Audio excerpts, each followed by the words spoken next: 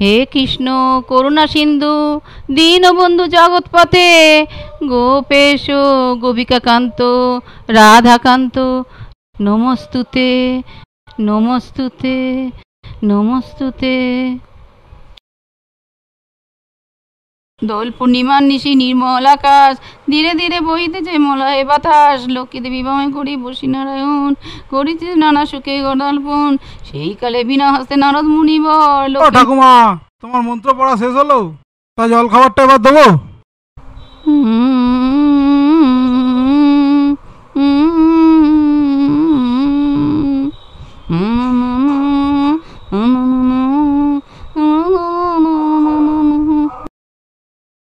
Sir আসুন আসুন। ঠাকুমা ঠাকুমা, এই হচ্ছে আপনার ঘর আর এই হচ্ছে আপনার বেড। একদম সব কিছু গোছানো আছে। এরপর যা লাগবে আপনি আমাকে বলবেন, ঠিক আছে? নাও ঠাকুমা, দুধটা গরম আছে, গরম গরম খেয়ে নাও। ঠিক আছে, এই রাখলাম। ঠাকুমা বসুন। বাবা, তোমার নাম কি? আমার নাম সনাতন। বাহ, ভারী সুন্দর নাম। মা, আমাকে তো এবার এগোতে হবে, ওদিকে তো কিছুই গোছানো হলো না। হ্যাঁ বাবা, তুই আর দেরি করিস না। আর দিল্লি পৌঁছে কিন্তু তুই অবশ্যই আমাকে একটা ফোন করবি। হ্যাঁ মা, নিশ্চয়ই। আর তোমার মোবাইলটা সাবধানে রাখবে। আর আমি এখানে সমস্ত বন্দোবস্ত করে দিয়েছি, তোমার কোনো চিন্তা করতে হবে না। আমি তাহলে এগোই। আরে দু চিন্তার কি আছে, মাত্র তো 7টা দিন, ও দেখতে দেখতেই কেটে যাবে। যা, তুই আর দেরি করিস না। মা, আসি তাহলে। আচ্ছা সনাতন ভাই, মাকে একটু দেখে শুনে রাখবে, ঠিক আছে? আসছি মাসিমা।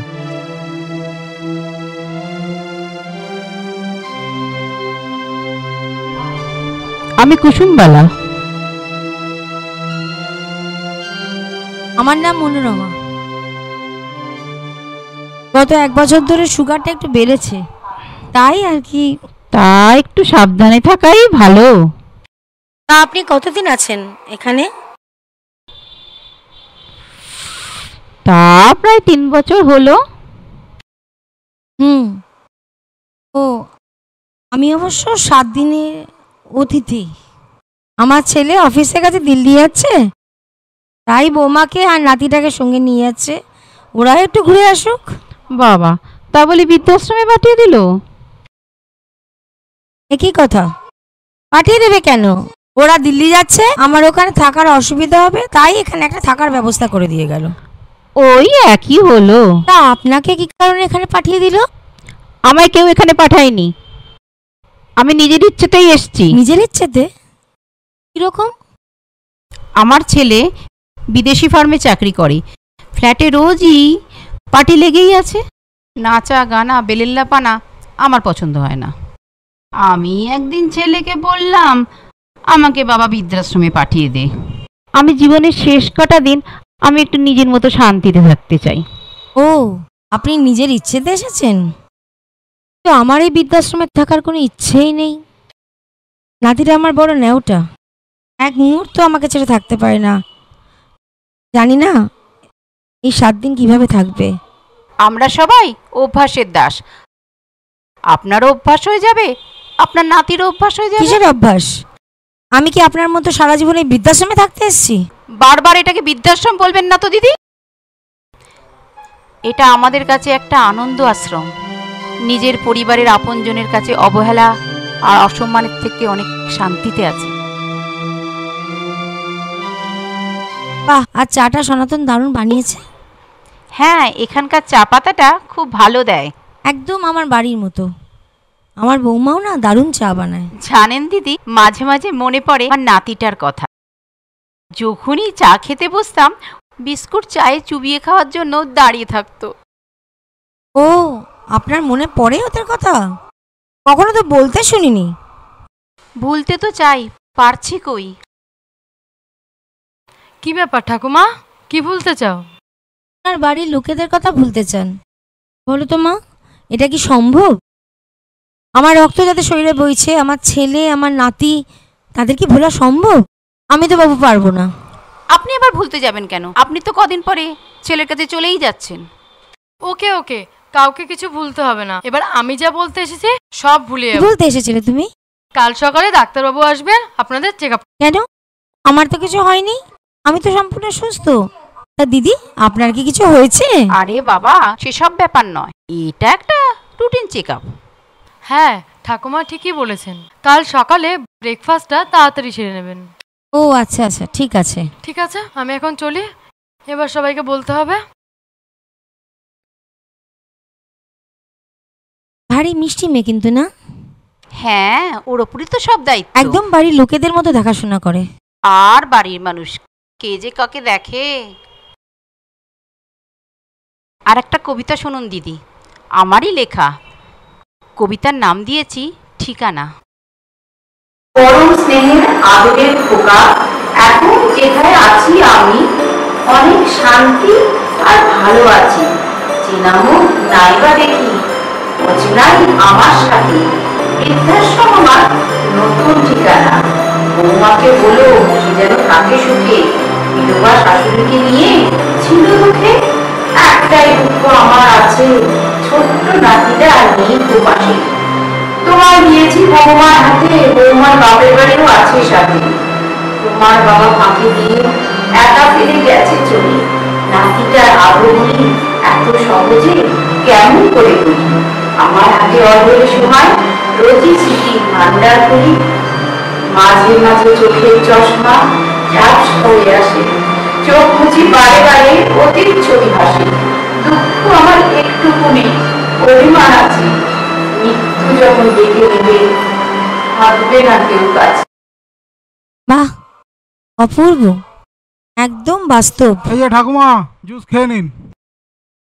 দে, আমারটা হাতে দে। এই সনাতন, হ্যাঁ, দেখতো বাবু আমার মোবাইলটায় কি হয়েছে? কোনো ফোন আসছে না যে।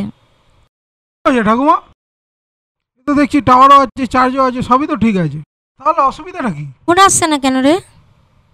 আরে বাবা, কেউ ফোন করছে না তাই ফোন আসছে না। তাছাড়া এত চিন্তাও করো না, এখানে না কারোর ফোনেই ফোন আসে না। সনাতন, এটা তুই ঠিকই বলেছিস। এই দূরা, উপরে আমার সামনে থেকে। আরে ওকে বকাঝকা করে তোমার কি লাভ? ও তো জানে না তোমার ছেলে 5 দিন ধরে কোনো ফোনই করেনি। আচ্ছা বলুন তো দিদি, কি আক্কেল? একটা পৌঁছানোর সংবাদ পর্যন্ত আমাকে দেয়নি, চিন্তা হয় না?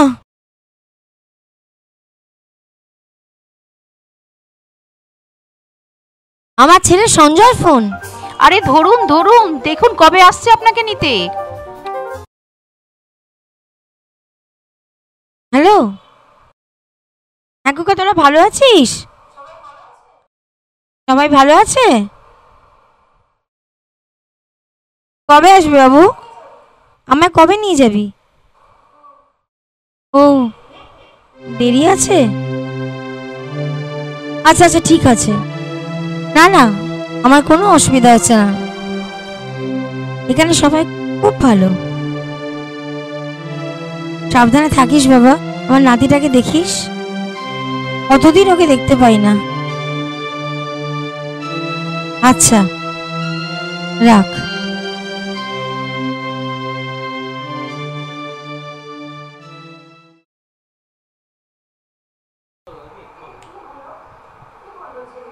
দিদি কি হলো? কি বললো ছেলে?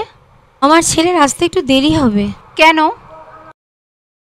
এখানে অফিসের কাজে একটু আটকে পড়েছে, তাই।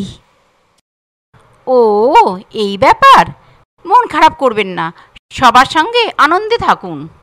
কি করবো বলুন তো দিদি, ওদের ছাড়া আমার থাকতে একদম ভালোই লাগে না। কি আর করবেন বলুন?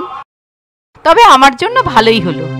আগে একা থাকতাম এই ঘরে, এখন আপনার মতো একজন সঙ্গী পেয়েছি, একটু কথা বলে সময় কাটানো যায়। আমার যে আর সময় কাটে না, আমার ঘরটা যে আমার টানে দিদি।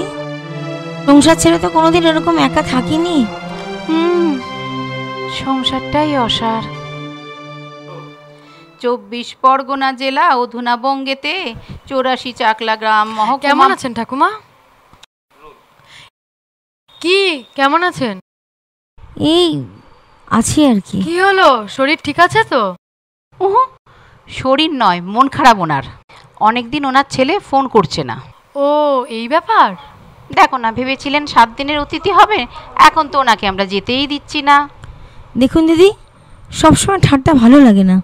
আচ্ছা আচ্ছা ঠিক আছে, এখন আর মন খারাপ করতে হবে না। আপনার ছেলে আপনাকে একটা চিঠি পাঠিয়েছে। আমার ছেলে পাঠিয়েছে? এই নিন। তুমি মা একটু পড়ে শোনাও তো, কি লিখেছে, কবে ফিরবে?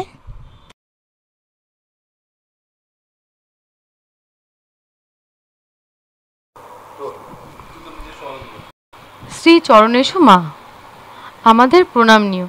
তোমাকে বৃদ্ধাশ্রমে রেখে আসার পর থেকে আমি একটা অপরাধবোধে ভুগছি, তোমাকে মিথ্যে বলার অপরাধবোধ।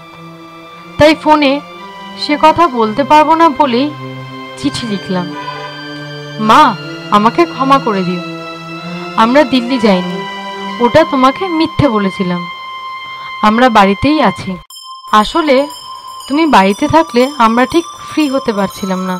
তুমি তো জানো মা, আমি অফিস থেকে ঘুরতে যাওয়ার টাকা পাই, কিন্তু তুমি বাড়িতে একা থাকবে এসব ভেবে আমরা কোথাও ঘুরতে যেতে পারিনি। এটাই কঠিন বাস্তব মা। তার উপর তোমার দাদুভাই বড় হচ্ছে, ওর একটা আলাদা ঘর দরকার। 2 বেডরুম ফ্ল্যাটে একটা ঘরে তুমি আর একটা ঘরে আমরা। এখন দেখো তোমার দাদুভাই তোমার রুমে কত ফ্রিলি থাকছে। এসব অনেক কিছু ভেবেচিন্তে তোমায় বৃদ্ধাশ্রমে রেখে আসার সিদ্ধান্ত নিয়েছিলাম আমরা বৃদ্ধাশ্রমের ব্যাংক অ্যাকাউন্টে টাকা দিয়ে দিয়েছি। তোমার যতদিন খুশি তুমি থাকতে পারো, কোনো অসুবিধা হবে না। তুমি দেখবে মা, কিছুদিন থাকলেই ওখানে ঠিক তুমি মানিয়ে নিতে পারবে। জানি না এই অপরাধবোধ নিয়ে কোনোদিনও তোমার সামনে দাঁড়াতে পারবো কিনা, তবে বৃদ্ধাশ্রমে যাতে তোমার দেখাশোনার কোনো ত্রুটি না থাকে সেই ব্যবস্থা আমি করে দিয়েছি। সব শেষে বলি, তুমি তো মা, তাই আমি শত অপরাধ করলেও তুমি আমাকে ক্ষমা করে দেবে, এটা আমি জানি। ভালো থেকো মা, আমার প্রণাম নিও, আর পারলে ক্ষমা করে দিও তোমার এই কুসন্তানকে। ইতি তোমার খোকা সঞ্জয়। হায় রে ছেলে, এত বড় পাপ করে আবার ক্ষমা চাইছিস? তোর তো নরকেও স্থান হবে না। ও দিদি, চলুন বাগান থেকে একটু মুক্ত বাতাস খেয়ে আসি। ঠাকুমা, ও ঠাকুমা, ও ঠাকুমা।